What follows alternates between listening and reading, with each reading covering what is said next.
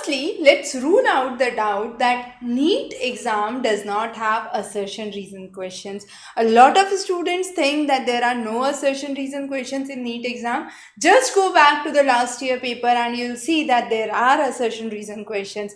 Despite there were only few assertion reason questions, they have an important indicator in terms of determining your ultimate ranking. So let's understand what are these assertion reason questions. Many students are afraid of these. The most simple idea is to develop familiarity with assertion reason questions. They are similar to a multiple choice question and a true false question. So first thing that you must know is there are two statements. One is assertion, the other is reason.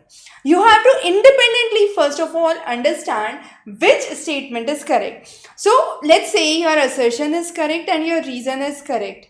That's one of the probabilities. Assertion correct, reason incorrect, assertion incorrect, reason correct, both of them incorrect. So these four are the common possibilities. But one possibility, when I say both of them are correct, comes with another possibility. Is the reason correct explanation for assertion?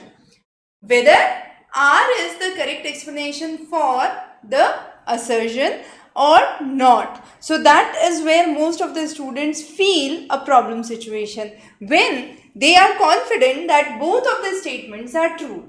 Now in this case, what you do? You try to simply link assertion with reason, connecting them with the word because. So if you try to understand or relate that there exists a relationship between the assertion and the reason, then definitely we can say that assertion and reason are correct and reason is the correct explanation for assertion.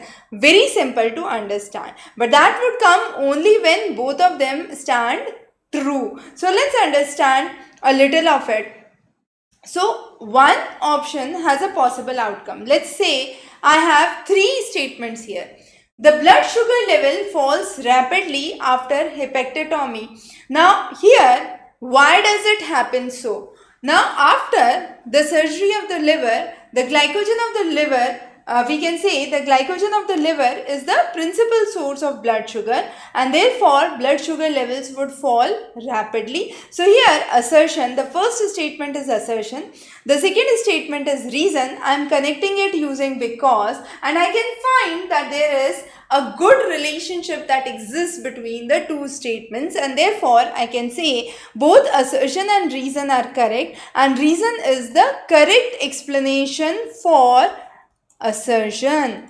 Clear? Let's take few other examples. Now this is an example from a general GK question just to give you an idea. So when we talk about government spending increases inflation, then we are saying that this is because government spending is not offset by any form of production. Okay, so this is a question which is a deviant question, but we are just understanding that in present day context, when we have rising inflation rate, inflation means price rising. So if government spending is increasing, then the price rise would increase in all circumstances. So that is another case. Now let's come onto a question from chemistry. So chloroform has a dipole movement. Why it has a dipole movement?